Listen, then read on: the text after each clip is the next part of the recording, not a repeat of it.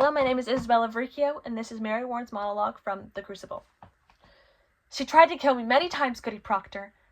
I never knew it before. I never knew anything before. When she came into the court, I said to myself, I must not accuse this woman.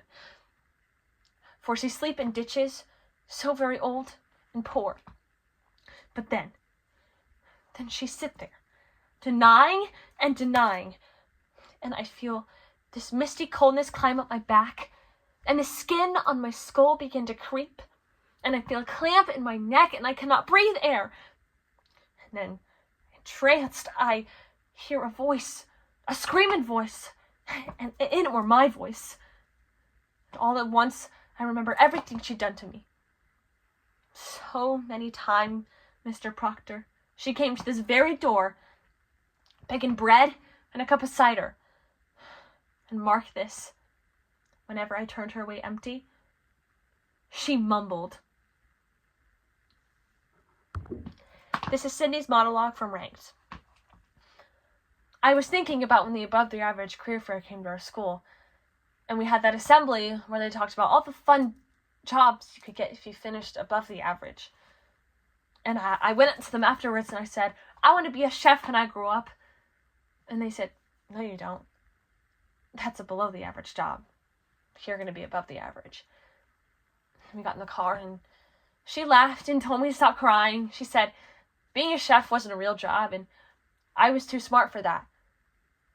She said, you're going to keep working hard and you're going to get to be a doctor one day. And I said, what about Ryan? She said, don't worry about Ryan. Ryan's going to be fine doing whatever he decides to do. People would always say everyone loves Ryan and Ryan has so many friends.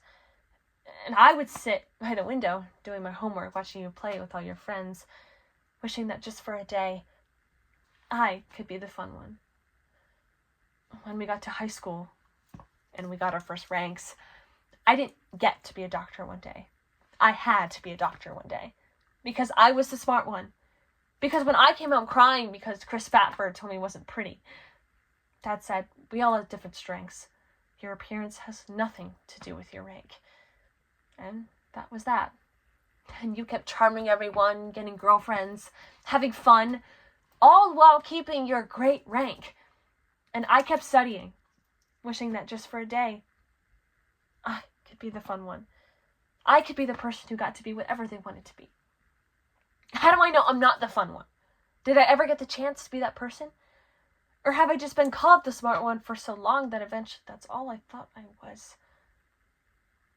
How do we know the difference between what people want for us and who we actually are?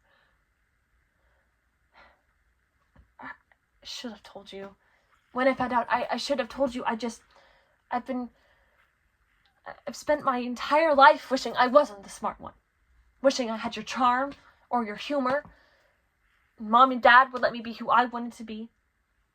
And when I found out, I just didn't want to be the person to take that away from you.